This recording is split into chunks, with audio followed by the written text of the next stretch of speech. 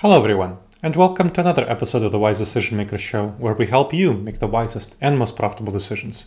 My name is Dr. Gleb Tsipursky. I'm the CEO of Disaster Avoidance Experts, the future of work consultancy that sponsors the Wise Decision Maker Show. And today I'll tell you about some surprising developments in hybrid work policy from a couple of new studies.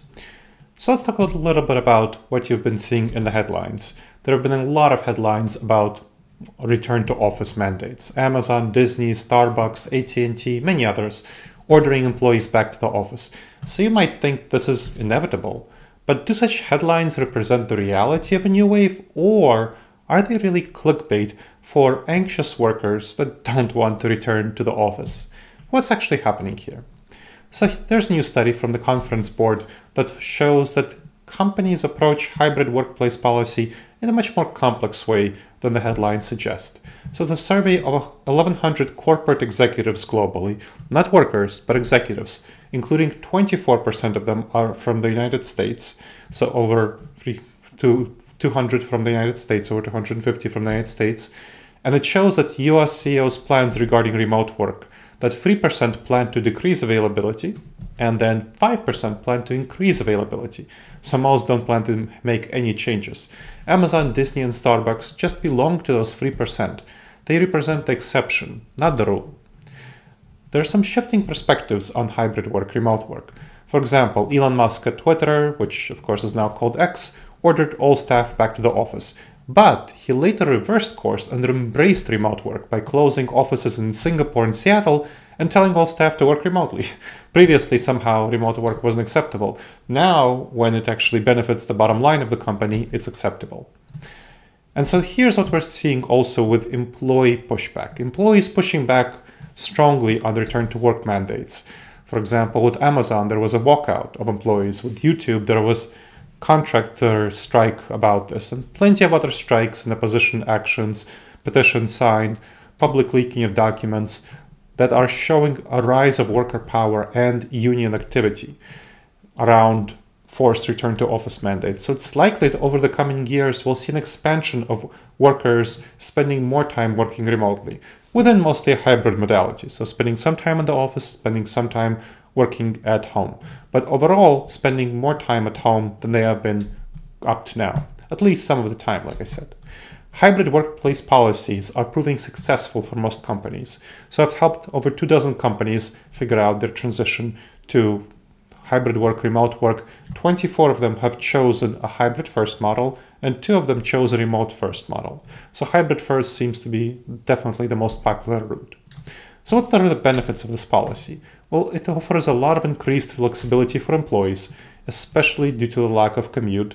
So that is both increased flexibility in general and the lack of a commute in particular are very beneficial. People really like that and are willing to sacrifice significant pay for that. In fact, a Mercer survey also showed that people are highly productive. 94% of staff were equally or more productive working remotely compared to the office. And a Great Place to Work survey showed that over 800,000 staff shifted to working remotely during the pandemic. Of course, this is in the US, and that resulted in worker productivity increase by 6%. So this was a survey of staff. Of course, overall, more people shifted to working remotely during the pandemic, but this was a survey of staff. So there was an increase in worker productivity. And what about less productive employees? So we do see that there are some people who are less productive. Companies need to identify staff, and I've worked with my clients to identify staff who are struggling with remote work and provide coaching and sometimes asking them to come to the office. And in fact, Jane Fraser, the CEO of Citibank, said that we measure productivity carefully and then implementing office return for people who are struggling to provide a more structured environment, which is definitely something that I've been working on with my clients, and that has worked out well for staff who are struggling and need more structure. Flexibility provides improved work-life balance. So it allows employees to work from convenient locations, that allows them to take care of tasks in their personal lives, and that leads to increased job satisfaction. So Cisco's survey of 28,000 staff shows that 78% say hybrid work improved their overall well-being. Now, it also offers employers and employees cost savings. But let's talk about employers. So obviously for employees, they don't need to do the commute. They don't need to pay for dry cleaning, for for lunch around the office, which is quite a bit more expensive, but companies save money too. There's a reduced need for office space, utilities, office supplies. Elon Musk discovered this, which is why he closed the Singapore and Seattle offices. But there are some challenges with this approach, which really come from these cognitive biases, and that has to do with how our brain is wired. And the availability heuristic is one of these cognitive biases where we make mistakes about reality and we have miswirings, these cognitive biases that cause us to make bad decisions. The availability heuristic causes us to base judgments on easily available information. For example, leaders have personal experience with remote work, which is not as good as many of their followers. Many leaders, in fact, I was talking about 2 weeks ago to the CEO of a mid-sized credit union who told me that he worked throughout the pandemic in the office. So he came to the office and he was the only one. He came to the office every day. He sat in an empty office and he worked there, and he couldn't realize, or he had trouble realizing why other people wouldn't come to the office. But he was fine. He was safe, and so that wasn't a problem for him. But of course, everyone else, it's not only about safety, but they also had very fine home environment setups, and they were capable of working from home, whereas he had a lot of trouble just separating that work-life balance, separating that work from home activities. So they overlook the unique needs of their organization and the differences from what their staff actually experience. Another is the sunk cost fallacy. It's a tendency to continue investing in the decision or strategy despite its ineffectiveness. For example, a lot of leaders launched an initial hybrid work policy, return to office, and later surveys show that over 80% of them regretted their initial approach to return to the office, but they didn't really change their initial approaches, even if it's not working well for their organization. So leaders really need advice and training on how to improve their approach to hybrid work in general, the return to the office, and thus continuation of day-to-day activities in the office. For example, I was working with one company, it's an IT services company, which struggled with making the workplace transition to hybrid work from purely remote work during the pandemic.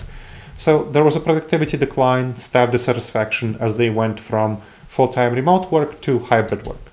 And that happened because of communication, collaboration issues among staff who were working remotely versus in the office. So a lot of coordination troubles, communication troubles, hybrid meetings, which they had trouble with. So the resolution had to do with having much more coordination, weekly one-on-one meetings between employees and their supervisors, and training them, which I did, on more clear communication and collaboration, how to have effective hybrid meetings, for example. And the company performance stabilized after these changes. They improved their productivity, collaboration, communication, and they had some of the benefits of socializing and increased team belonging, which they wanted from coming to the office. So you really need to rethink your approach to hybrid work. COVID reshaped our work approaches, and hybrid work policy is popular because it offers flexibility and adaptability while still benefiting collaboration, teamwork, socializing, and team bonding. But leaders need to be mindful of these biases in decision-making because they can cause them to make bad decisions around hybrid work. So companies can successfully navigate the challenges and maximize their bottom lines through careful planning, regular reviews, and addressing these cognitive biases. All right. I hope you've enjoyed this episode of the Wise Decision Maker Show. Please make sure to subscribe wherever you checked out the show and leave a review. It helps others discover the show and it helps us improve the show.